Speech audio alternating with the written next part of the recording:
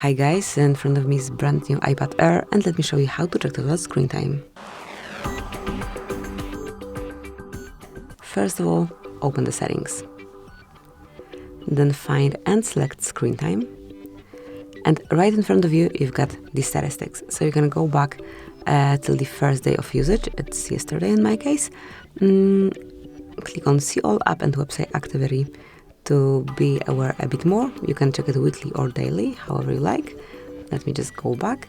And as you can see, this panel also allows you to set some limits over here or manage communication, restrictions, and so on. So this is it. This is how you can detect time spent on screen and spent on particular apps. Thank you for watching. Please subscribe our channel and leave the thumbs up.